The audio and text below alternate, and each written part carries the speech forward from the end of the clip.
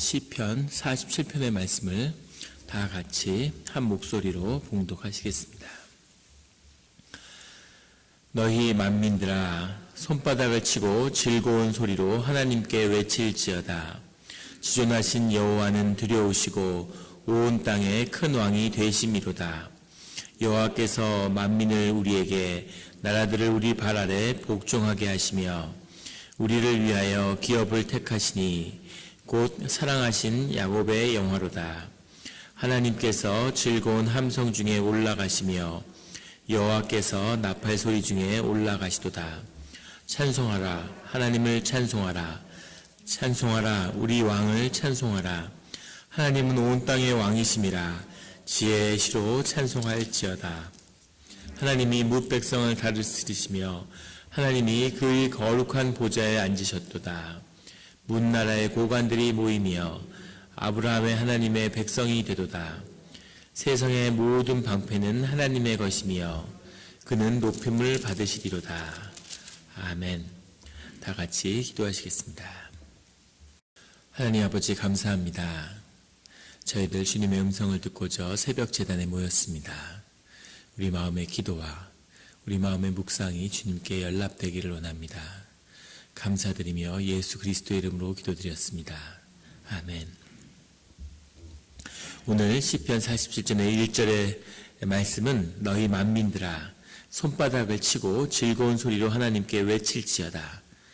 주님께 찬양하는 그런 시로 시작하고 있습니다. 손바닥을 친다고 하는 것은 역대왕 하에 보면 11장에 그런 게 나오죠. 대관식을 할 때 사람들이 손바닥을 쳤다고 그래요. 그래서 그것을 그대로 다시 증언하고 있는 거죠. 하나님께 손바닥을 치면서 하나님께 외치라는 얘기는 하나님이 우리의 왕이 되신다. 하나님이 우리에게 왕으로 이 땅에 임하시는 것, 그것을 기뻐서 소리 질러라, 이런 외침입니다. 손바닥을 치며 즐거운 소리로 하나님께 외칠지어다. 2절에 보면 지존하신 여호와는 두려우시고 온 땅에 큰 왕이 되심이로다. 그 앞에 키라고 하는 본문에는 키라는 말이 들어있는데 그것은 접속사로 왜냐하면 이런 뜻입니다. 주님께 손바닥을 치며 크게 외쳐야 되는데 왜냐하면 지존하신 여호와는 두려우시고 그 여호와의 그 경외함이 가득하고 온 땅에 주님이 큰 왕이 되심이로다 하는 거죠. 그냥 왕인데 큰 왕이 된다는 건 대왕이죠. 왕 중에 가장 큰 대왕 카스테라 이런 것처럼 가장 큰 왕이죠. 근데 그 왕이 된다고 하는 것은 이 표현은 아수르라고 하는 당시의 제국 이스라엘을 멸망시켰던 아수르가 늘 자신들의 왕을 다른 왕들과 구별지어서 큰 왕이다, 대왕이다 이렇게 불렀는데 여기서 우리의 진정한 대왕이 되시는 분은 주님이시다. 주님이 우리에게 와서 큰 왕이 되신다. 이렇게 고백하고 있는 것입니다. 3절에 가면 여호와께서 만민을 우리에게 나라들을 우리 발 아래 복종하게 하시니 여호와가 왕이 되시면 여호와가 세상을 다스리시면 세상의 만민이 세상의 열방들이 우리 발 아래 복종하게 한다는 거죠. 그래서 주님의 나라가 임할 때 주님의 자녀들이 주님의 나라에서 왕 같은 권세를 누리며 살게 된다는 겁니다. 발 아래 복종하게 한다는 이 발 아래라고 하는 표현도 성경에 자주 나오는 표현이죠. 그 당시에는 전쟁을 해서 이긴 그 왕이 피정복의 지배자를 이제 엎드려서 이렇게 바닥에 완전히 엎드려서 이렇게 경배를 하면 이 발로 목을 밟았다고 그래요. 목을 이렇게 밟는 것이 예식처럼 완전히 정복하고 지배하게 됐다고 하는 그런 뜻이었다고 합니다. 발을 상대방의 목으로 이렇게 누르는, 그래서 그 표현이 그대로 나와서 발 아래 두었다. 발 아래라는 표현이 나오는 거죠. 완전한 복종인 거죠. 세상을 다스리는 그런 권세를 갖게 된다고 하는 겁니다. 4절에 우리를 위하여 기업을 택하시니 곧 사랑하시는 야곱의 영화로다. 왜 어떨 때는 아브라함이라고 얘기하고 어떨 때는 야곱이라고 얘기하는데 다 유대 민족을, 이스라엘 민족을 지칭하는 것이죠. 근데 특별히 야곱의 영화로다. 야곱의 이름이 나올 때는 구체적으로 12지파를 지칭하는 것입니다. 야곱의 12아들이 각 지파를 이뤄서 실제 이스라엘 민족을 이룰 때 중심이 됐던 그 아버지는 야곱인 거죠. 그래서 야곱의 영화라고 하는 것은 이 문장만으로 보면 가나안의 땅을 하나님이 복지, 하나님의 그 축복된 땅을 나누어 주는 그것을 의미하는 것이 아닐까 이렇게 생각할 수 있겠습니다. 사랑하시는 야곱의 영화, 우리를 위하여 기업을 택하시니 주님이 우리에게 복된 땅을 주셨다는 거죠. 그래서 그 땅을 받은 것, 그것이 하나님의 영광이고 또 야곱의 영화인 거죠. 하는 가나안 땅이 복지가 됐다고 하는 의미는 하나님이 그 땅을 다스리게 했다. 그 땅 가운데 주님을 임하게 했다는 거죠. 주님은 모든 땅의 주인이신데 특별히 그 땅에 임한다는 것이 무슨 의미일까? 그것은 그 땅에 사는 사람들이 주님을 왕으로, 주님을 주님으로, 여호와를 주님으로 영접하고 예배하고 기도하고 찬송하는 그런 일들이 그 땅 가운데 이루어진다는 뜻입니다. 그래서 그 땅을 주님께 드리고 그 가운데 예배의 자리가 있어야 하는 거죠. 그래서 우리가 선교사를 파송하는데 이라크나 터키나 이런 데다가 이렇게 우리가 선교사를 파송한다 이러면 선교사가 파송돼서 거기 있는 사람들 다 전도해서 다 교회 나오게 하고 그렇게 되면 물론 좋고 그런 날이 오겠죠. 하지만 그 의미가 있는 것은 거기에 선교사가 파송돼서 주님의 자녀가 그 자리에서 주님께 예배를 드리는 겁니다.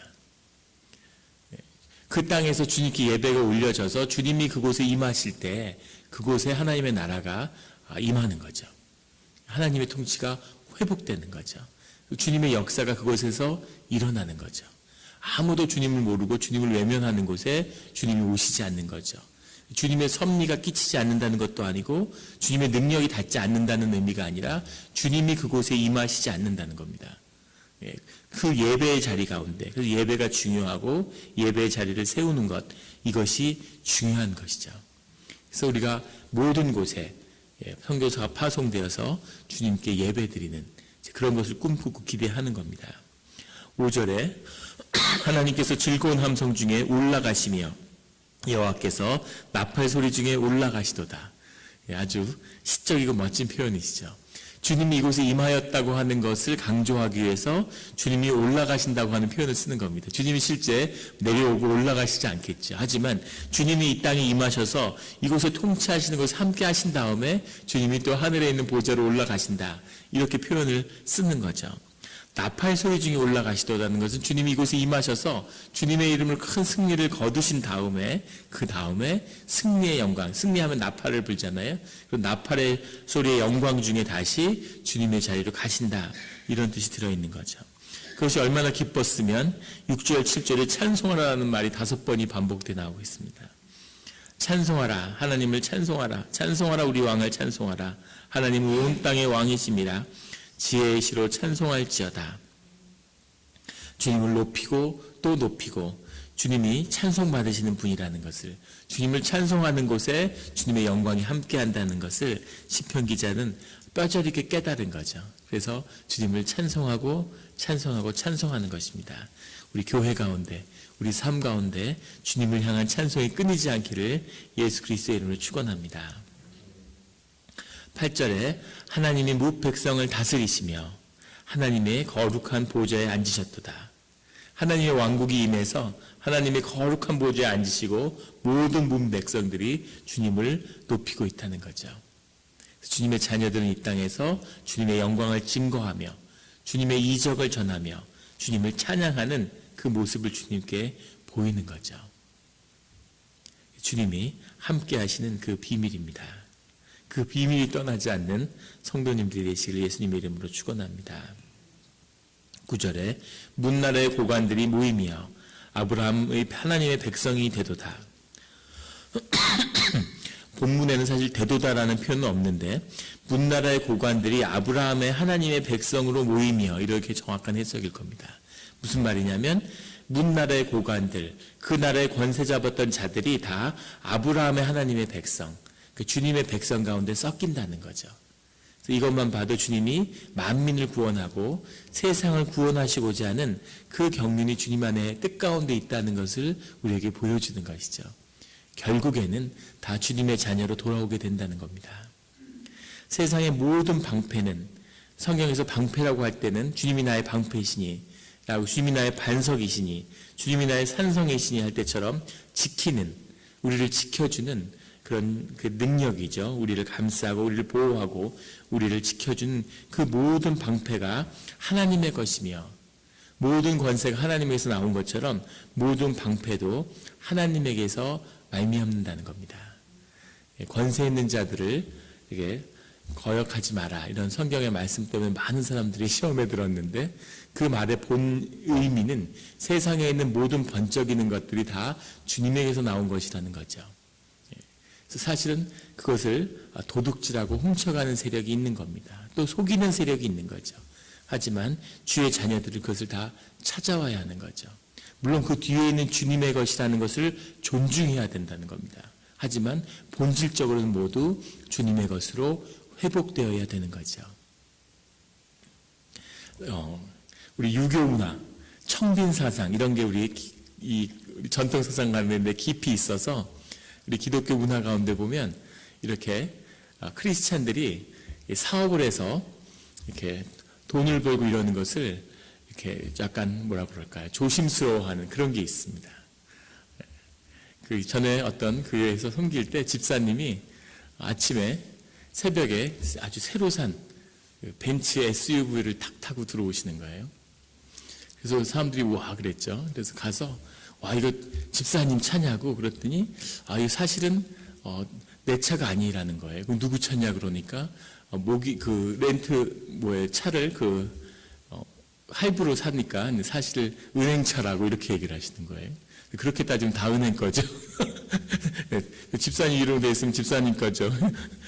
뭐 사실은 살려고 했던 게 아닌데 이렇게 무슨 이렇게 사업을 하다 보니까 텍스 문제가 있고 어떻게 이렇게 해서 어쩔 수 없이 샀다는지 이렇게 얘기하시는 거예요. 예. 그러니까 뭔가 마음속에 꺼림칙함이 있는 거죠. 그래서 이렇게 주님의 자녀는 후진차를 타야 되나요? 예, 좋은 집에 살면 안 되나요? 근데 그런 게 아닌 거죠. 예.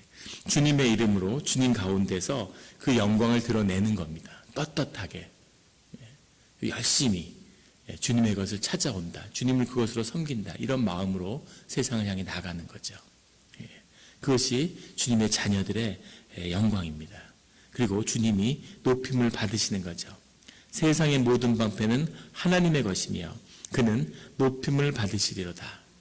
주님이 이 땅 가운데 높임을 받으며 주의 자녀들이 주님의 보좌에 임하는 그 하나님 나라에서 왕의 자녀로서 거기에 합당한 권세를 누리는 그런 세상을 우리가 살아서 보게 되기를 예수 그리스도의 이름으로 축원합니다. 같이 기도드리시겠습니다. 하나님 아버지 감사합니다. 이 새벽에 주님의 말씀으로 하루를 시작할 수 있게 해주시니 감사하고, 우리가 또 많은 번민과 생각과 그런 것이 우리의 마음을 가득 채웠으나 오늘 새벽에 그것을 깨끗하게 하나님 맑은 마음으로 주님 앞에 설 수 있게 해주시니 감사합니다. 주님, 우리가 늘 기도 가운데 마음을 깨끗게 하시고, 또 우리가 다른 사람의 생각으로 마음을 채우는 일이 없게 하시고, 늘 주님으로 우리의 마음을 채워서 주님의 능력이 떠나지 않는, 주님의 보호하심이 떠나지 않는 그런 신비 가운데 살아가게 하여 주시옵소서. 도저히 풀릴 수 없을 것 같던 일들이 주님의 가운데서 풀어지는, 형통의 길이 열리는 그 복된 일들을 우리가 살면서 늘 경험하고 주님의 이적을 전하는, 고백하는 그런 증인된 삶으로 인도하여 주시옵소서. 감사드리며 예수 그리스도의 이름으로 기도드렸습니다. 아멘.